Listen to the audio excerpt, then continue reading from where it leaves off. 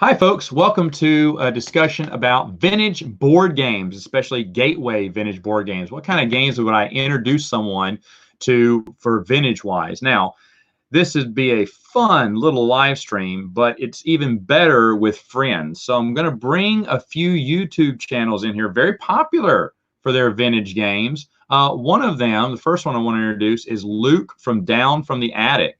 Luke, Hello. go ahead. Tell us about your channel a little bit.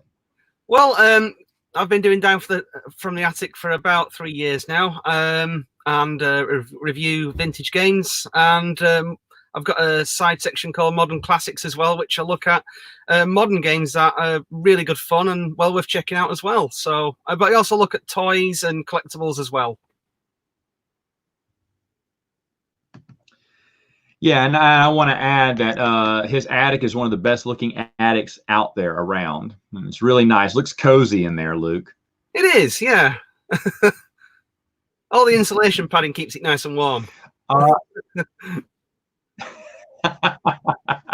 That's awesome. And yeah, his toy reviews and even comic book reviews. He did one on Beano comic books, which I'm from the US. I don't even know what those are, but I found that so fascinating. So it's a great channel. You need to check it out. Another channel that a lot of you know of, but maybe you haven't heard. It's back and better than ever. Ladies and gentlemen, Norm from the Board Game Museum. Norm, tell people what you're all about. Hey guys, well, my channel had gotten hacked in October and it came back last month, thank God. But I mainly review older board games from companies like Milton Bradley, Parker Brothers, 3M Bookshelf. I do a lot of those kind of reviews. I also do a lot of the type of Monopoly games that are variants to the original game. They don't play exactly like Monopoly, but they're variants. Those have become pretty popular lately. And also got a few other things that I do. I do some hunting for board games and things like that. But that's mainly what I do, and I share a lot of Matt's vintage video reviews that he does. He does a really good job, but it is good to be back finally, and it's good to see you guys. Good to see you. Yeah, good to have you back, Norm. Norm, some of my favorite videos. Some of my favorite videos is Norm going board game hunting, and he finds the most awesome deals at times. It's just amazing. You never know what. And you know, I don't know what the most. So go ahead. I was. Yeah, sorry. I don't know what the most common board game is. Oh, that's fine. I don't know what the most common board game is that you. Yeah, Trivial Pursuit. A million copies of Trivial Pursuit. Huh? Yeah, there's millions of those, and what's the other one? Seen It. I've seen about 1,000 different types of Seen It games. But yeah, every so often you'll find a treasure. You know, you just never know, and it's pretty cool. You found some good ones. Well, thank you, sir, and thank you. Mike's actually given me some games too, so I appreciate that. Yeah, of course. Yeah. Donating to the Board Game Museum, folks. But it's back, just in case you didn't know. So if you unsubscribed earlier and you're wondering when he's back now. So you need to subscribe. You need to subscribe to all these channels. But anyway, except for mine. Mine are the least creative out of these people. Now, I still got one more person here to introduce, and it is Bernardo from Tabletop Island. Bernardo, tell us a little bit about your channel. Yeah, so I do vintage board games and regular board games. I do regular board games on Mondays. I do weekly talks on Wednesday. And then on Friday, I do my vintage board game reviews. I do wacky commercials in the beginning of the videos, and I have a lot of fun doing so. And I do everything in the style of VHS tape. Yeah, if you're interested, take a look at Tabletop Island. There we go. Yeah, and these three channels are the channels that I watch all the time, and they're the ones that tell me what to get. Yeah, a lot of times. Bernardo's the new kid on the block, but he has come up with several games that I've been like, ooh, I need to get that. Also, these three, I know Luke and Bernardo especially, they know every offset weird vintage game I've never heard of before. They keep telling me every time I try to look impressive around either one of them and try to show them, I say, did you hear about this? I said, oh yeah, I've seen that. Hey, did you know about this, this, and this? I'm like, no, I've never heard these before. And Norm finds like you found that soap opera game. Yeah. They show As the World Turns. There's a board game called As the World Turns. I did not even know it existed. It's funny. They played it on an episode, I guess, and somehow Parker Brothers. That was being played during the right? That's my understanding. Yeah, it was from the '60s. It's not really that much of a game, but I just who knows? Maybe I'll find. Am I the only one that can't hear Norm? Am I going crazy? I'm sorry, what, buddy? Oh, you can't hear Norm? No. Whenever he talks, I can't hear him. Uh-oh. You guys can. Oh, hear. that is. I don't know what's going on. I can hear all of you fine. I can hear you. Oh man, yeah. When he gave his intro, he's the only one I can't hear. I can hear everyone else. Hmm. Oh no. Well, hopefully that'll work itself out. I'm sorry. No, you're fine. We'll figure it out. I tell you what. Okay, I was gonna say log off and sign back in. Who, me? Yeah. Okay. Let's see here. The old IT method. I know. Log out, log back in. Okay, so while he's coming back in, like I said, you guys all know about these little things. In fact, Norm was the first board game reviewer I found doing vintage board games. Like, oh man, I want that. I want that. I want that. And there's a lot of times Norm hit it right on the head. Lucas showed me a billion other games. He was the second one. And Bernardo, he's back. Norm, can you talk for a minute? Sure. Can you hear me, Bernardo? Ha! Yeah, we hear him. All right. Yay! But anyway, I was just saying how you guys have been a big influence on me for vintage games. So it's been a lot of fun getting to meet you and talk with you. And Norm, I visit every year. We play games on his channel where he cheats and wins most of the time. I have proof that you cheated, by the way. He doesn't cheat. Someone sucks. Oh yeah, in his last game, I cheated right in front of the camera and smiled. Now I reversed the cheat. But I cheated bad. And then Bernardo, hopefully I'm seeing this May at BGG SpringCon if everything worked out right. I know, I'm hoping. And Luke, I don't know. Tickets are really cheap right now to Europe. Maybe I should get one. Yeah. Good luck getting a flight. Is it any better over there? Oh, it's terrible. It is terrible at the moment. I know. Okay, so we're going to be talking about vintage board games, gateway games to get those people interested. I don't know who wants to go first. Does someone want to go first? I'll go first, sure. Everyone's quiet. Okay, well, you know what? All right, Norm, you go first. What's the game that you would introduce people to? Vintage game. I'll tell you what. I would introduce people probably to Fireball Island. That'd probably be my first choice if I had to choose a game that would just wow somebody by just the sheer look of it. It's easy to learn. I taught my parents how to play it, and it's like become a thing, where when they come visit, we'll play it. They enjoy it. Anytime I brought that game out, and this is the older version, it's always been something that everybody enjoys, and we always come really close together when it comes to the end. It's like a single file line trying to get to the dock. And of course, if you know Fireball Island, that's the one where you're throwing marbles at people, trying to knock them over, trying to get the jewel to the very end of the island. And it can be pretty unpredictable. But that game has always been a good one to, for me, if I'm going to introduce people to games, that seems to be a really good one just for the wow factor and just for the simplicity.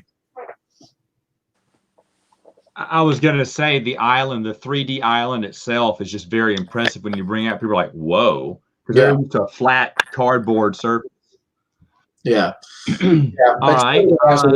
For sure. All right. Luke.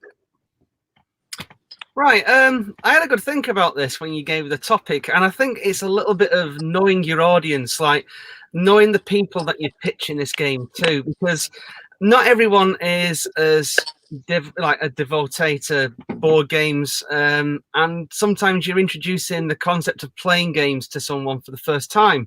So for my first selection, I picked ready to get set spaghetti, because it's just such a fun game, and the presentation is like nothing else. You've got a board which looks like a plate of spaghetti. You've got these plastic spoons and forks with a piece of string attached, and these little peg tokens that you land in the board, and the string gets all tangled up. And the objective is to get your spaghetti wound around your fork before anybody else. And you roll this dice and you remove the tokens, and it's a very simple mechanism. You roll the die, you take an ingredient, but there's a real competitive edge to it. It's a lot of fun, visually very interesting.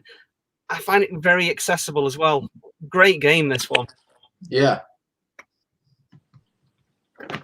Yeah. That is one of the games that you showed me, and I was like, I got to get that game. That is a fun game. Oh, I've had this one.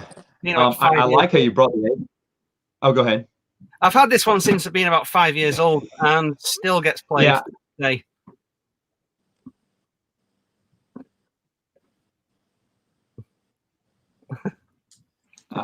That's great. I think there's a delay between us here, but that's okay. Okay.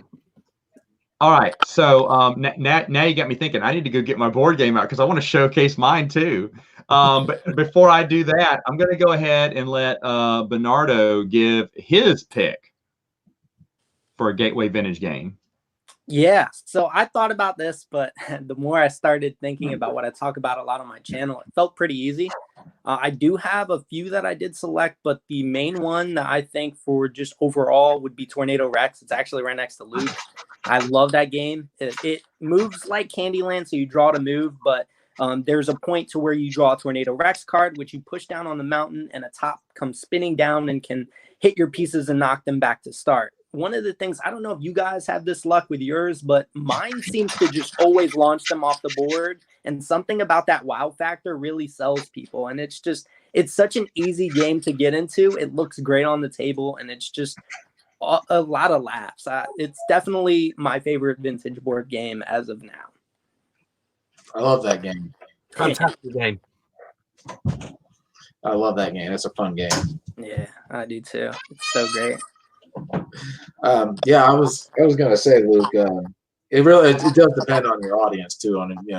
Because I like my parents love simple games that are easy to learn, and some people like much more complicated games. So it really depends, like you said.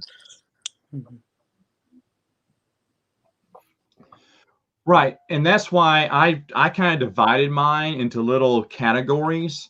For instance, if someone wants, let's go with the wow factor. Okay, let's go with what Norm said earlier. I like that idea, the wow factor. What's a game that would give you the wow factor, boys and girls? Omega Virus. Omega Virus is an amazing electronic game that is this thing is huge. This game is huge. It looks beautiful on the board. It's got beautiful pieces. I knew Norm was going to pick Fireball Island, but I was like, you know what? What's another one that should? It is incredible. Fireball Island, just the basic, classic game is really incredible. But I was like, what's another one that just wows people? Man, Omega Virus. You bring out Omega Virus, they're like, wait a minute, this came out when? Yeah. Yeah, way back in the day. And look at all the pieces, and look at how it. The station shutting down the electronic device is before digital. Nowadays you use an app, on your phone for these type of games. But back in the day, they didn't have that technology, so they used electronics. And they use it, and that's the thing. And I know all three of us have talked about this in the past, how smart and how creative these vintage games had to be back then. And I say have to be. They didn't have to be. They were very creative. Your basic roll and move was what 90% of vintage games were, right? Back then, roll and move. But then you have this conglomerate. People said, no, let me think outside the box. Let me think better than roll and move. And this electronic game is just brilliant. Every time I play it, I think, wow, wow, wow, wow. And I know this game would be the ultimate wow factor for people like, oh, I thought vintage games were just roll and move. No, they're a little bit more. Yeah, it's a fantastic. Okay, so. Yeah, I've never played it. Norm, sadly. do you have a second? You've never played it? No, I've not played that yet. Oh, it's fantastic. It's a great game. It's on my list. It's on my list. I'll tell you what. I put this one on, and it's probably more recent. I think it originally came out in 2000. I guess you would count it as vintage, but they have several. What are they called? Expansions. I'm going to throw Pandemic in there.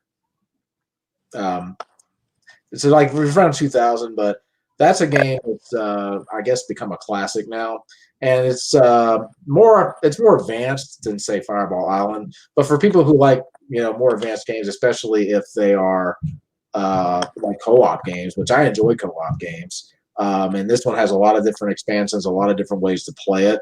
And it definitely, when I first played it, one thing I noticed is just how different it was from any other game that I had ever played. I just love the way you have these different things you can do, the way the viruses move around. You just don't really know what's going to happen until you draw the cards, and you're constantly having to try to work together to contain it. That's a game. Depending on the audience, I would probably introduce. I think I actually introduced this one to my parents too, and I believe that they liked it. It takes a little longer to teach, is the only thing, just because it's a more advanced game. But for certain people, I think that would be a good one to start with too, just because it's different than your typical roll and move, and it just has a cool theme, co-op. That's what I picked. Jeez, yeah. Wow, I didn't even think about that. Mine's still on the wall of shame. And kind of hit close to home right now, huh? Yeah, a lot of us are playing Pandemic at the moment. Yeah, we were saying we should play that game just because, I don't know.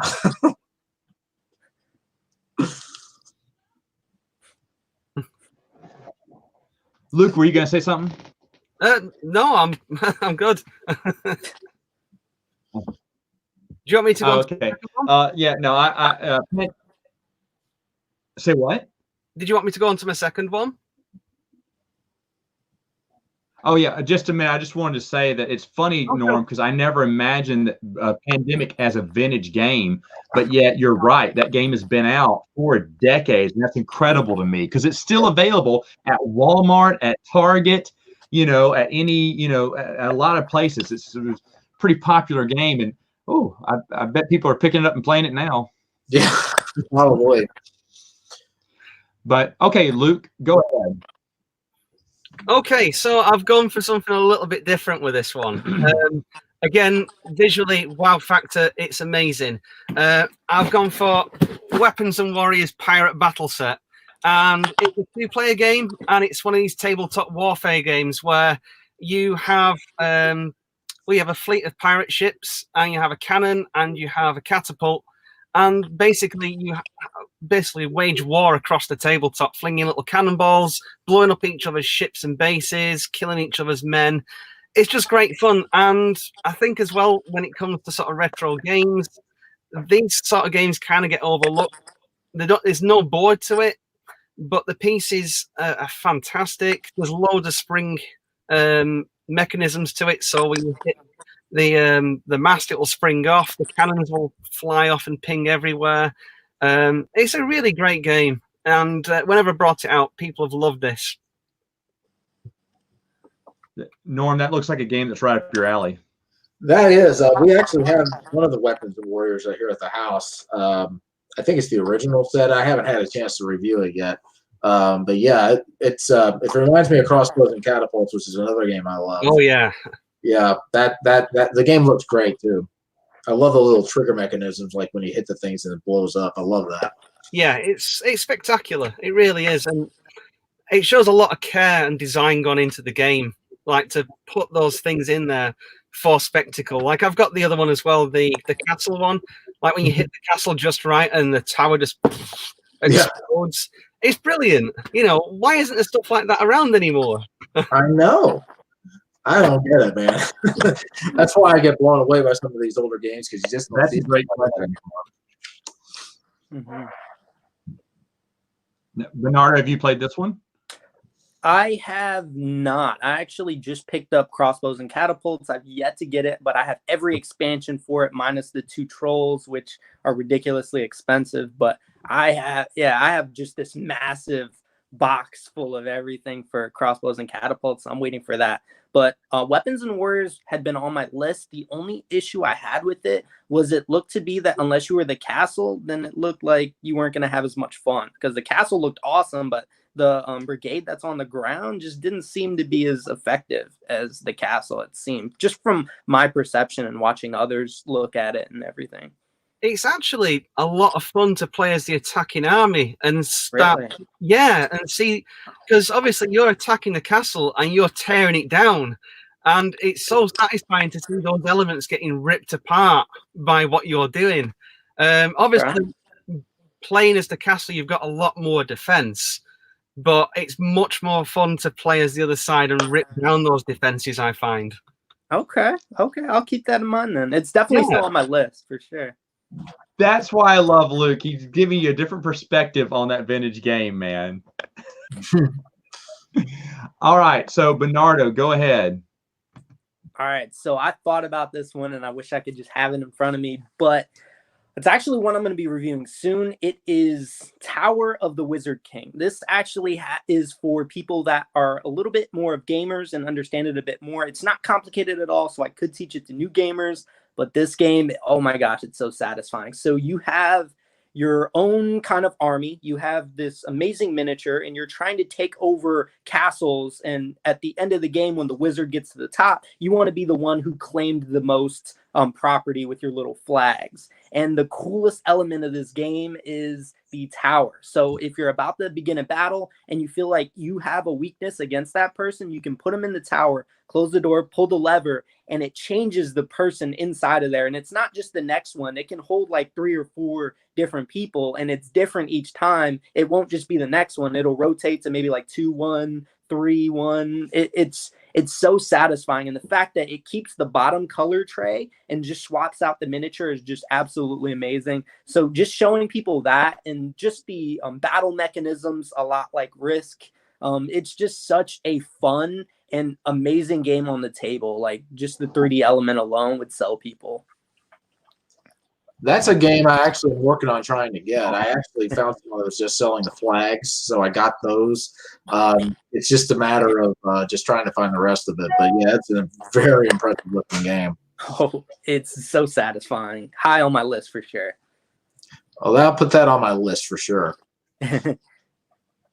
All right, let's see what else. Wow. Look, all right, so mine. Well, folks, do you like Monopoly? Of course, every regular gamer has played Monopoly before. Everyone's played Monopoly. So what I would say to one up that for vintage time, King Oil. Oh gosh, yeah. King Oil plays in a way similar to Monopoly. You're trying to get a monopoly of all these little lands here, but at the same time, it's way more than that. You're drilling for oil. You have to take risk. You can go bust by drilling too much for oil, because there's this little needle. The track, this is a 3D board, and the tracks here, you move around. There's these 3 discs. You move around here so that the depths of each one of these holes are different for every game. And so it makes the game different each time. And of course, you're trying to drill into other people's land too and get their oil as well. And it's just, and for someone who understands Monopoly a little bit, this is kind of like Monopoly, but a little bit on its ear, which means it gives them that next step from saying, yeah, this is like Monopoly, but a little bit different. And it's a little bit better too, because it's such a fun game. My nephews, when this game pops up, they're in it to win it. My oldest nephew has kind of backed away from playing games now. He's gotten, he's 17. He's got his own truck now. He's driving. He's got his own job. He's kind of shying away from games. But if King Oil comes to the table, he sits down and plays it. That's still one of his favorite games to play. He loves King Oil. Yeah, that's a fun game too. That's another one. So I think that'd be a good gateway. Yeah. On my list. I don't own it yet. All right, Norm, do you have another one? Which one did I come up with? Actually, this is a game I got recently, and it's a cool game. Roller Coaster Tycoon. Simple game to learn. definitely different than any other game I've played. It's got a few 3D pieces, got a bunch of rides, and you're just trying to move guests onto the rides that you own, and you're going to be bidding on the different rides. There's several ways you can get the rides. There's like a regular auction. There's a blind auction where you don't know what you're going to get, but you're bidding on them anyway. A lot of fun. Really fun game, really unique. And it's easy to teach too. There's not a lot as far as the rules go, so you can start getting into it pretty quickly. And I love the theme, and a theme park, which is really cool. Now I used to play Roller Coaster Tycoon 3 back in the day, and I make roller coasters, of course, that were incomplete, and then I put people on them and they fly off. But it fits the theme really well too, and it's simple, it's different, it's fun.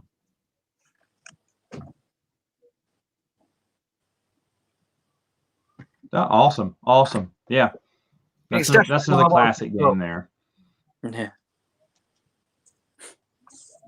All right, Luke. Okay. So I really love this game, and it was a flip of a coin between this and Lost Valley of the Dinosaurs, because they're made by the same person. But I've gone with Escape from Atlantis. It's a great game, I would say, because visually it looks amazing. This particular version, you've got really nice pieces for each of the island pieces. You've got, in the center, you've got like this Acropolis, and as it trickles down towards the shore, there's less and less buildings, and the figures are nice, the boats are nice, the monsters are nice. The idea is to get off the island with as many people as you can, but each turn, the land is disappearing, and there's more monsters appearing. But there's also ships as well.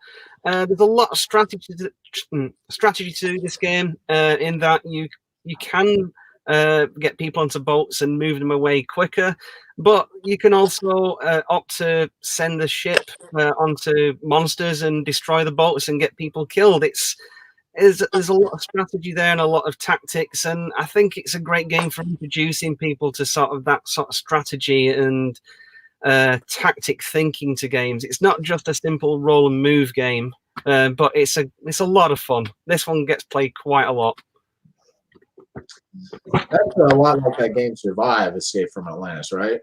Yep, that's the one that started it. Yeah, that's a fun game. It's crazy. I like that game too. That copy, Luke, looks amazing. The pieces in that one looks amazing. Yeah, high on my list. It really is.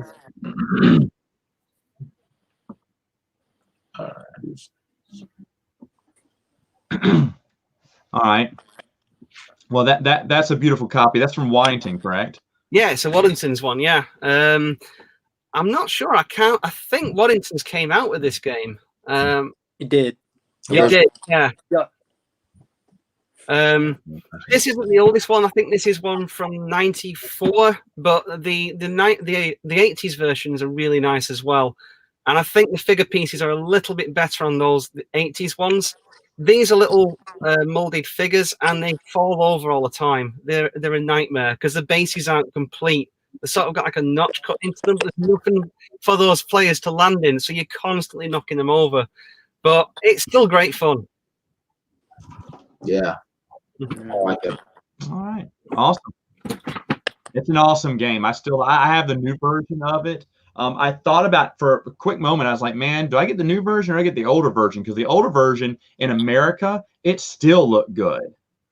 Oh, yeah. With the wooden bits and everything. And I was like, man, I'll go ahead and get the new one because it had those expansions to it. But I absolutely love that game. It's such a fun game. The more players, the more manic everyone gets. And it's just fantastic. Fantastic. Mm-hmm. Agree. All right, Bernardo, what's your next pick? All right. So a lot of people that do watch the channel know I love Play-Doh games. Oh, man. So just selecting my favorite would be Chicken Run, Chicken Pot Pie game. This is a great game for new players. So it is a Play-Doh game where you move around the board and you're trying to get to the chicken paradise.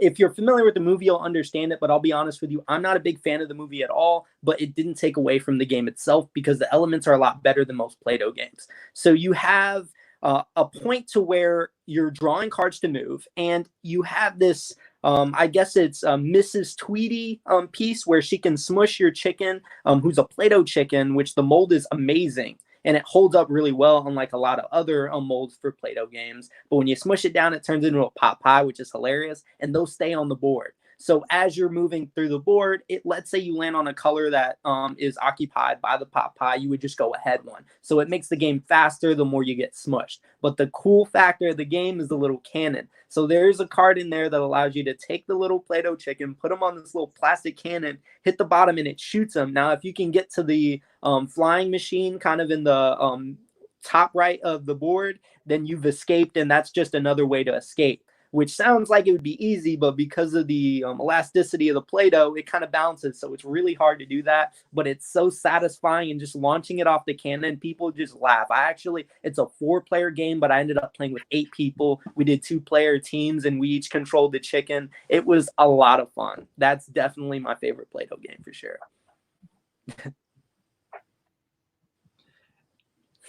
Bernardo, you are king of the Play-Doh games, by the way, too. Yeah. I got a lot more. I'm doing another Play-Doh month really soon.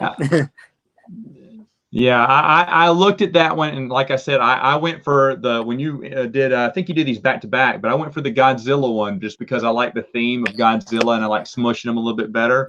But you're correct, making the pot pies, that is funny. Yeah, satisfying. Okay, so I am going insane looking for my copy of this game, and I cannot find it anywhere. So I'm going to skip it and try to come back to it. I know I have it somewhere in my collection, but I can't find it anywhere right now. It's driving me nuts. So it was another big wow factor, but I'm just going to skip it. Skip it. Screw it. Hey, folks. You like bidding? Of course you do. You want to have a fun bidding game? Well, go to the ultimate game where you do all your bidding on anyway. eBay. Yes, real life. It gets imitated in a board game. Ooh, I got all fuzzy there. See, even the camera's like, whoa, I shocked it. So here it is. You're playing 3 players. You're bidding in different bays. You never know when it's electronic games. You never know when an auction is going to end. There is a suggested price on each one of these. And then when you flip it over, an actual price. Now, a lot of these are the same cards. You can't memorize, oh, I remember this card. Whenever it's this rare umbrella, it's always worth less. I'm not buying that. No, there's like 3 rare umbrellas. One of them's worth less. One of them's worth the actual price. One of them's worth more. But all the cards look the same until you flip them over. You don't flip over your cards to the end of the game. So you don't know who's going to win. Now, of course, by collecting sets, you're going to get extra bonuses as well. This is such a fun game. Previously, #1 on my favorite vintage list, of course, recently dethroned, of course, like all my vintage games do, because I just cycle through them. But if you like a vintage game about bidding, if bidding is up your alley, this is a great one to get. All right. So, Norm. Man, there's a game that came to mind, and it's from the Game Master series of Milton Bradley, and that series can give access to all of this. But the game is called Broadside to Boarding Parties, and it's a pirate game. And ultimately, what you're trying to do is you're either trying to sink your opponent's ship or kill off its captain. Now, the ships are huge; they are things of beauty when you set them together, and you set them on either side of the board. And what you're mainly doing in the middle of the board, you got 2 little ships, and you're navigating through the waters. And depending on your position, whenever you get next to the ship, that'll tell you how many cannons you'll be able to fire, and you're going to go ahead and roll a die. Now, if both the ships end up on the same spot, both of the big ships are going to come together. Now, on the ships, there's about 20 or so different pirates along with the captain, and then the game changes. You're going to start like boarding on the other person's ship, trying to kill off people, and ultimately trying to kill off the captain. The game visually is awesome. I love the ships. The ships are a little bit rickety with the masts and everything, and sometimes the little pieces move around if you're moving the ships. But other than that, it's a great game. It's another game that's not hard to teach, and it really makes you feel like you're in a pirate battle too. You're using these cards to direct your ships, whether you're going to go left, right, or whatever. You don't know what your opponent's going to do. So just depending on where the ships end up, one person may get to fire 5 shots. Another may not be able to fire any. It just really depends. But it's a fantastic looking game. The game is fun to play, really fun to play. Awesome. It's Have any of definitely y'all played that game? I haven't. No. No, I have not. It's another one I looked at, and honestly, I thought was boring until I saw Norm's review, and I was like, "Whoa, this has to be at least worth checking out." So it's been on my radar now. Thanks.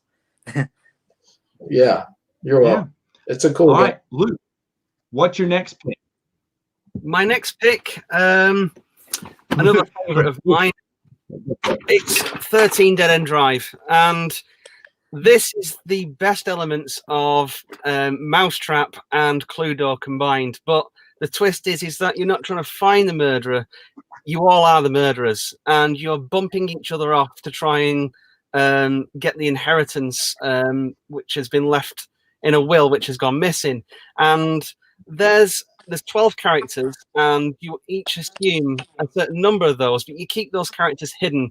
So you're moving around the board, and there's 5 traps on the board. There's a chandelier you can drop on people. There's a statue you can drop over on someone, shove people down the stairs, push them into the fireplace, knock them off the bookshelf ladders.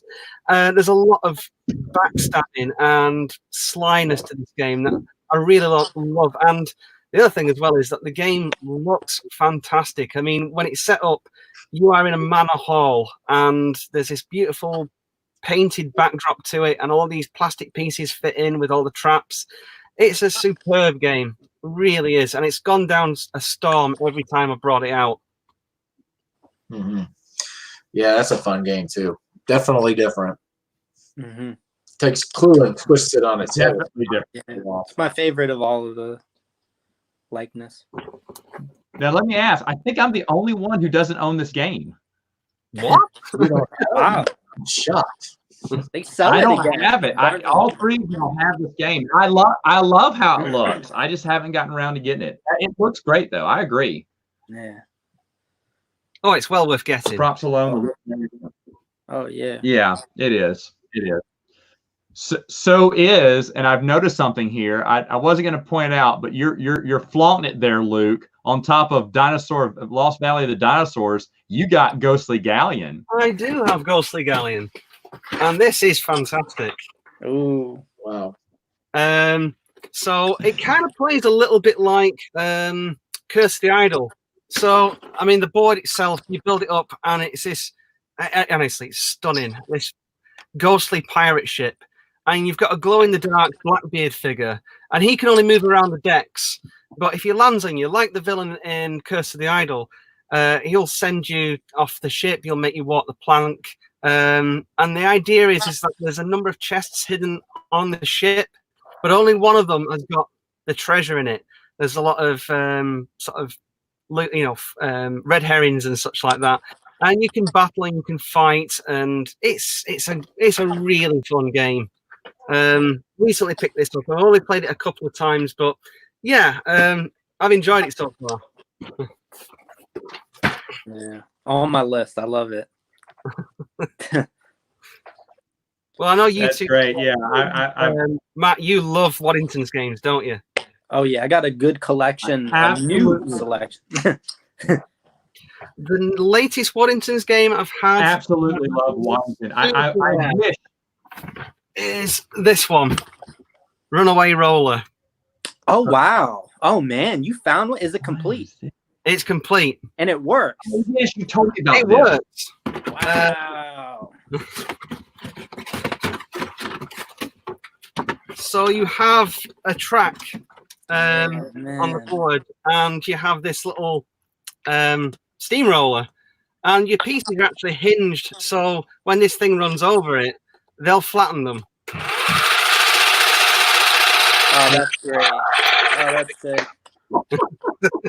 Man, the fact that you got it working and complete, I've been looking for a little bit. It ended up being extremely expensive. The new one I'm excited that I got, Incy Wincy Spider, complete and a good deal. I'm really excited for that one. It's a fun game. It plays a lot like Ghost Castle, if you've ever played that. Yes, yep. Yeah. I have a, what do you call it? A Ghostbusters version of Ghost Castle. That's it. Hey. Wow. Here we are nerding out. No, those are really fun. And I wish someone would do a historical review of Waddington. Like, what was the creative think tank that went in? Because their games were just a step above in production level and thought process and mechanisms. They were so creative and so imaginative. They just didn't make simple board games. They took it a step above. Yeah. And I can't find any information on, what they were like, what went on there, and surely there's got to be someone out there we can interview and talk to. Yep. I'd love to see, what was the inner workings of Waddington back in the day. There is a book, and it's been out of print for a while, and I've been trying to find a copy of it, and it is on the history of Waddington, but that thing's like finding a dodo egg. I mean, it is just impossible finding that book. Wow, that's good to know. I actually found someone who's still around, the guy who did Survive and Lost Valley of the Dinosaurs. He's still around. I'm kind of curious and trying to setting up an interview with that guy. Yeah, he had a third game that he never got to release, which bugs me. There was a trio to the collection. And there's a lot to him. I want to interview him. So I've been looking for him. He's on BGG all over. Cool. Yeah. And we need to connect it to Luke's office so they can get him to make that third game. Yeah, that would be great to get that. Okay, well, go ahead, Bernardo. All right. Wrong one. This one's been a bit of a toss-up, especially because some of the ones you guys named already. As much as I want to say Lost Valley of the Dinosaurs, I really do enjoy the voice of the mummy. Now, I know this is way left field from that, but being able to show people, obviously it's a very simplistic game, and some of the components aren't really what I look for in terms of like the standees, but the jewels itself are really well made. The game, the 3D board looks amazing, and it looks like it's from the 70s. And again, it's an extremely old game, but it has this amazing record player inside that kind of dictates some of the movements you make when you land on the Pharaoh spots there. And just something about just the voice. It has Orson Welles. It's super satisfying, and it's just so hilarious. Honestly, the fact that it has that smallest record player still to date, it's one of 2 games that have it. It's a really easy sell for people who aren't familiar with vintage games to just really appreciate how much went into making them. So yeah, that's a good gateway one for me. Yes, definitely. Now, Norm, isn't that? Oh, go ahead. I was just saying something like that. It's a really impressive mechanism to think that they miniaturize a record player for a game. For a kid's game. It's maddening. It's just so crazy. I know. Oh my gosh, unbelievable. I was shocked when I first saw it. This is from Norm. I first saw Voice of the Mummy on Norm's channel. Yeah. I saw his review, and it was like, all right, I'm getting it. That's it. It's a fun game, man. I love it. Looks amazing. It's great. Yeah, Seance is the other game you're talking about that also has the record. Which it's okay. I like the theme. I think the theme's unique, but Voice of the Mummy would be the better game out of the 2. Oh, for sure. Yeah. I still want Seance because I found out it's almost like a better masterpiece from what I've been told from a few people that do own it. Both of them. So it's there. It's still on your list. Yeah, it's funny. Oh well, I'll mention this after the show. Whenever Bernardo's going for something and he misses out on it, he said, "Did you take it, Matt? Did you take it? Was it Luke? Who was it?" This debate, though. Luke had to have bought it because if he didn't, my reckless bidding was for nothing. What, Seance? Oh, I didn't even tell him. Feed me. Please tell me you're the one on eBay that bought it. No, I didn't know there was a copy up. I've been looking for that for the longest time. He went over $100. I couldn't beat it. I couldn't beat him. He couldn't beat the price. He thought I outbid him, and I wasn't bidding for it. If I would have known, I would have bid for it because I want to get you a copy because I know that's one of the things you want the most. Oh yeah, I mean, I had this game as a kid, and it's fantastic. I mean, It plays a bit like Crocodile Dentist or Buckaroo. You've got these black and red pellets, and you're basically sticking it in the plant head. And it looks like Audrey 2 from Little Shop of Horrors. I mean, it's collectible because of that as well. I mean, I got it from like a charity shop when I was a kid. It was old when I had it, and I wish I'd held on to it. I really do.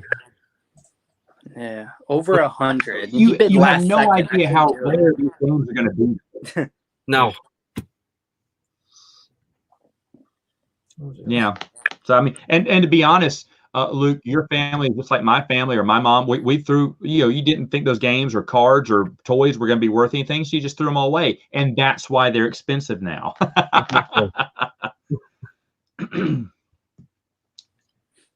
And to be honest, it is hard being a vintage board game collector and finding a complete copy of a game, because kids did not take care of their games back then, and parents didn't pick up the pieces either. They'd pick up the piece, throw it away, rather than find the box that went in. Mm-hmm. So it's hard to get, a complete copy of some of these games as well. All right.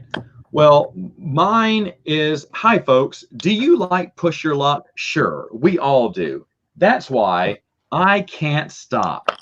You can't stop playing this game. This is a phenomenal game. It's to show someone the simple mechanisms of Push Your Luck. No game is easier. It's still in production today. This is the old vintage copy, though. You can still buy it on Eagle Griffin Games. I think they're the ones that own it now. Still the same awesome game. Maybe better components, but this one I got for $1 and around Norm's neck of the woods. And I actually came by and played it with him that day when I bought it. I said, come on, let's break this out. Yeah. And it was such a fun game. You're trying to roll these dice, get certain numbers. Once you announce those 3 numbers, you have to roll those numbers every time. Now, you can stop anytime you want to, but you can't stop. You got to keep going till you get 3 of your markers at the top of each one of these columns. And some of the columns, if you didn't, go back and forth, some of them are, like the, on the side, we have the 12 and the 2. There's only 2 spots because that one is a lot harder to roll. So, but it's a quicker path. Whereas the 7 is a very common number. That's the longest path. Now, if you stop, you put one of your colored cones there to show that's your position for the next time you start, but you can't stop. So you keep rolling, and then eventually you're going to bust and you're going to go back to the bottom again. But I love this game. It is so much fun. Anyone who you want to introduce people to what Push Your Luck means, Can't Stop is the vintage board game for you. Oh, it's a good game. Man, we haven't played it. Well, you never played that one either, Bernardo? No. I've heard of it because of you hyping it up, but I've not played it. No. Oh, it's a great one. It's a great one. Okay, we got time. Yeah, we got time for one more round. Norm, you got one more for us? Let's go with, let's see. I got one. This one's a game that involves bidding, but it also involves artwork, and it's called Masterpiece. I think it came out in the 70s originally. It's been released a few times. But ultimately, you're trying to be the person that has the most amount of money at the end. And you're going to be going around the board, and there's a whole bunch of these different paintings. They're actually printouts of actual paintings. And then you have a bunch of dollar amounts on other cards, and you stick them on the paintings, but you're not going to know how much they're worth.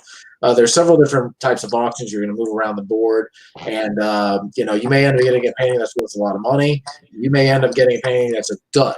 But a lot of what you can do is you can steal paintings from other people as well. So there's some memory aspect in this game, but the game is a lot of fun because a lot of times you don't know what you're going to be getting. If your memory is good enough, you'll know what you're going to be trying to get. But it's a lot of back and forth. The artwork on the cards are really good. They're actual printouts of actual paintings. But it's a lot of fun to play, too. And it's another one of those games that's not hard to teach. Mm-hmm. Newly added to my collection.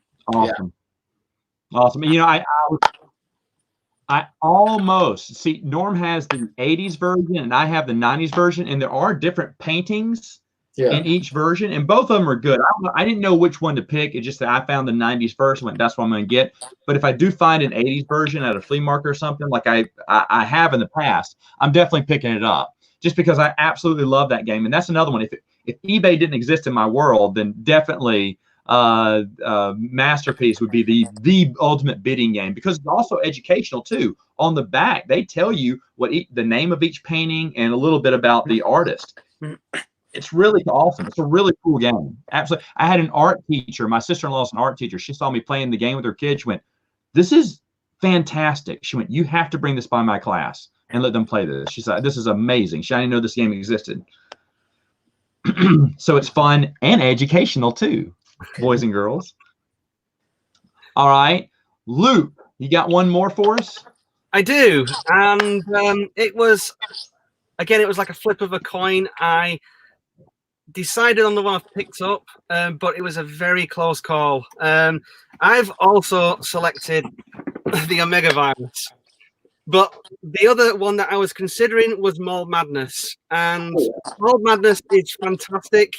The theming on that is amazing. I've got the 80s version of it, and both are electronic games. Both, I would say, Milton Bradley on their A game. The games are fun. Mold Madness, you are running around getting shopping, and really the only girly thing about it is the box. But what tips this over Mold Madness is just the presentation. Like you said, the artwork for the box is beautiful. All the components on the inside are fantastic. I mean, you've got that little box in the top corner which shows like the schematics for the robots and the suits and everything, and it's completely not needed at all. You've got like the instruction booklet, which is a comic. It is just a phenomenal game. Oh yeah, that's true. I forgot to mention that it was a combo. It's amazing. Amazing. All right, guys. I'll play it. I just got Mold Madness stuff. Mold Madness is brilliant. 80s too. Yeah. The thing is with my copy. Look, you showed. The thing is with my copy, and I've watched videos on YouTube of like other people playing it and other people reviewing it. My copy is a British version, and it's got a British voice in the mall. It's like, take £100. Yeah. Oh, that's great. That's great. Never mind. I want that version. That's hilarious. Okay. So, yeah, that's great. You should have held up Omega Virus the whole time and said, Mold Madness, great game. All right, Bernardo, what's your pick?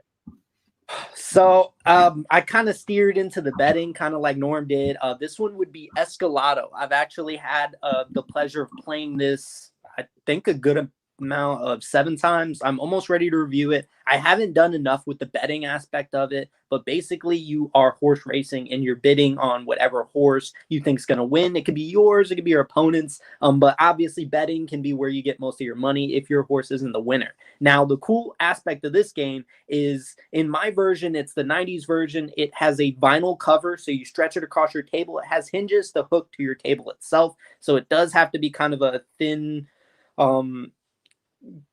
table basically to kind of hook around it. But basically, when you have it all laid out, you make sure it's taut with the kind of levers there, and you put the horses on it. When you start to crank it, there's vibration that kind of slides the horses across the map, and you're bidding on which one you think would win. It's such a hilarious game, and cranking it is super satisfying, especially when people want to crank it slower to kind of build the anticipation and then speed it up. It's such a hilarious game there, and it's one of the few games that utilize any kind of mechanism with horse racing that isn't like one horse seems to win over the other or one side. It's so random and it's super satisfying. The original was in, I think, the 50s, and it was kind of a velvet instead of like vinyl, but it's such a great game. I very much enjoyed that one, and it's an easy sell for new players. I've seen that one. You showed it to me, and I was like, oh my gosh, that looks incredible. It looks really awesome. And people have done some amazing videos with them. They built up this like derby or whatever with it. Yeah, I've seen one guy, he just made his own little set on it. People go crazy with that game. Any game that's been around that long, gotten so many reprints, of course, it's going to have a big following, right? Mm-hmm. All right, so I was finally able to find the board game. It was right next to me. I kid you not. I mean, it's right within straight arm length of me. That's why I didn't see it, because it was right in front of me. but something for strategy. Conquest of the Empire. It has amazing pieces. You're fighting the Roman Empire. You're fighting with a bunch of other Romans, and you got to trust. You have to trust your opponents because you're surrounded in a big player game. You're surrounded by at least 2 other enemies, and you've got to make peace deals with them. But this is a game about betrayal, and the timing on when you betray them is key, because if you wait too long, they're going to betray you and they're going to overthrow you. If you do it too early and show your hand, they're going to gang up on you and just obliterate you from the map. It does have player elimination, which is sad because, the player who's out gets to sit there and watch the rest of the game go by. But man, the game it is so much fun because you have to know when to break that trust. You have a deal, but there can only be one ruler of the empire. So eventually that deal's got to dissolve eventually. And when do you betray your partner? I absolutely love this game. There's another game very similar to it that I almost pulled off called Blood Feud in New York. It's the same. It's rethemed as a gangster one in New York. But I do like this one slightly better because it's just so much fun. It is a balance of trust. So that's one that I think a lot of people would love. It's a vintage game. The vintage game has the chitsy plastic pieces. This is the reprint from.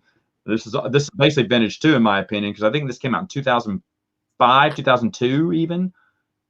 Somewhere. But the reprint has nicer plastic pieces, and it's for some reason they got rid of the orange player. They changed the orange player to I can't remember what color. Maybe black, purple. I can't remember. But anyway, just a great game. So much fun. And this is the game before I was big into board games. I had this game in my. When I saw it got reprinted, I was like, "Oh, I'm going to buy me a copy," because I used to play as a kid all the time. And my wife remembers when in my spare time I didn't have anything to do, so I'd sit on the floor, open up the game, and just play a big war battle by myself, just to see who would win. Just look at different strategies and everything, because I absolutely love the game. So that was one for me. Well, there you have it, folks. There are some gateway games for vintage fans to get into, or people to get into those board games. Again, I want to thank my guests, Luke from Down from the Attic, Norm from the Board Game Museum, and Bernardo from Tabletop Island. Gentlemen, thank you for joining. Yeah, thanks for having us. Thank you. All right, folks. Well, we'll do this again. We'll have them back. We'll have some more questions and we'll have some more videos. But until then, keep playing board games. Stay safe. And, subscribe to these guys' channels, by the way. Check them all out. They're all awesome. All right, we'll see you later.